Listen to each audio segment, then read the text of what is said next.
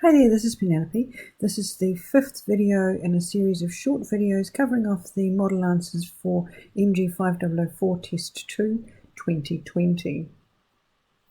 Okay, this question doesn't fit the pattern on the list. What does need to be done to it though is it needs to be broken down into partial fractions.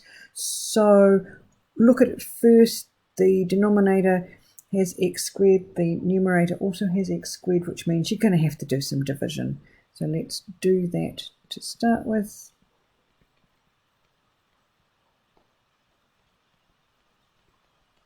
Okay, x squared goes into x squared 1. I'm just going to move that over a little. So then we multiply.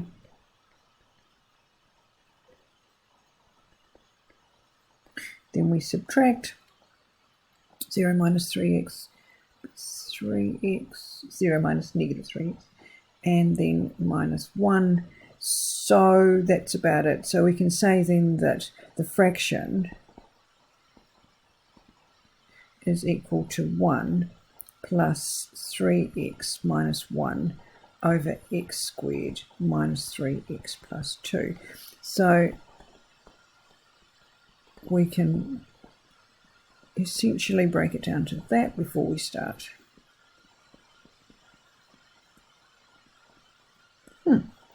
Okay, now we need to deal with the fraction so that we can put it all together and integrate the lot. So let's work on the fraction part, remembering that we will have to deal with the 1 at some stage, but not right now. Now, that bottom line looks to me like it can factorise x minus 1, x minus 2, and then because it's non-repeating factors, we can write it like that. Dealing with the bottom lines, fractions, all that sort of stuff, then we end up with 3x minus 1 equals a times x minus 2 plus b times x minus 1.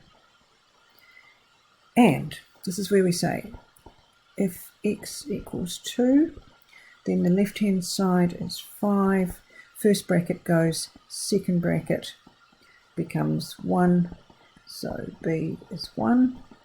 And if we do, let's say if x equals 1, then left hand side is 2, and the second term goes, but the first term is 1 minus 2, which is negative 1, so a is equal to negative 2.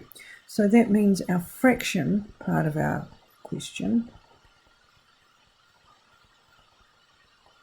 is negative 2 over x minus 1 plus 5 over x minus 2. So putting that all together,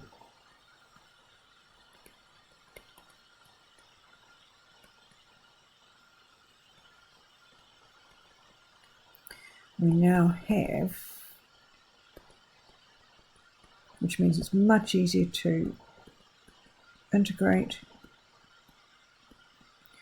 and the integral of 1 with respect to x is x. The next one is 2 times natural log of x minus 1. The next one is 5 times natural log of x plus 2. And you could leave it there, or you could use a little bit of nous and say, well, actually I've got 2 natural logs. I could use my rules of logs to say that that's going to be plus natural log of x minus 2 to the power of 5 over x minus 1 to the power of 2. So it doesn't matter which way you leave your answer, depends what you're going to be using it for. In this case, I will accept either answer as fine.